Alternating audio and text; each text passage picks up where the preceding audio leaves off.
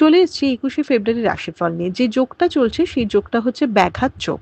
যারা জন্মগ্রহণ করবে তারা বৃশ্চিক রাশি বিপ্রবর্ণ, দেবগণ, অষ্টোত্তরী ও বিংশোত্তরী শনির দশায় জন্মগ্রহণ করবে। দুপুর ১টার পর জন্মগ্রহণ করলে রাক্ষসগণ বিংশোত্তরী বুধের দশায় জন্মগ্রহণ করবে। যদি কারো মৃত্যু ঘটে সে মৃত্যুতে কিন্তু কোনো দোষ নেই।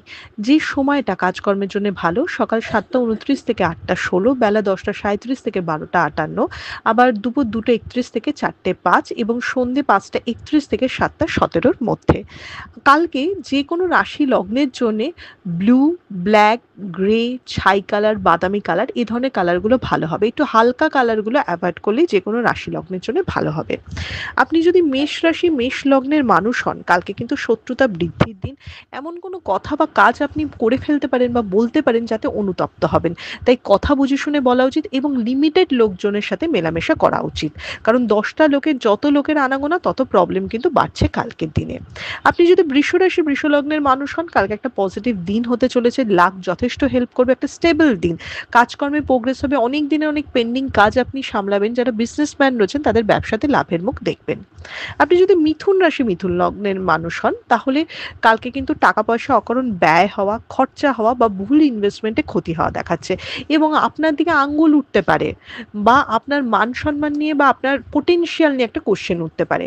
বন্ধুত্ব বুঝে শুনে করা উচিত। কালকে ভালো বন্ধু হলে সাহায্য পাবেন, নইলে তাদের দিক থেকে কোনো প্রবলেম ক্রিয়েট হওয়ার কথা। আপনি যদি কর্কট রাশি কর্কট লগ্নের মানুষ হন কালকে পরিশ্রম যেমন বাড়বে কিন্তু তার উল্টো দিক থেকে ফল পাবেন না। উল্টে বেশি কাজ করতে গিয়ে কিছু কাজ গুবলেট করতে পারেন, সেই সূত্র ধরে আপনার প্রবলেম বাড়তে পারে। তাই কালকে অল্প কাজ করুন কিন্তু ফোকাস করে কাজ করার চেষ্টা করুন। সব একসাথে কালকে হবে না।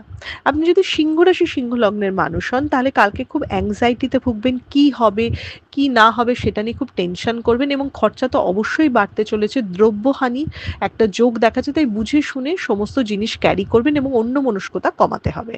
আপনি যদি কন্যা রাশি কন্যা লগ্নের মানুষ হন তাহলে পার্সোনাল লাইফের মানবিমানের পালা চলবে, মনটা একটু আনস্টেবল থাকবে।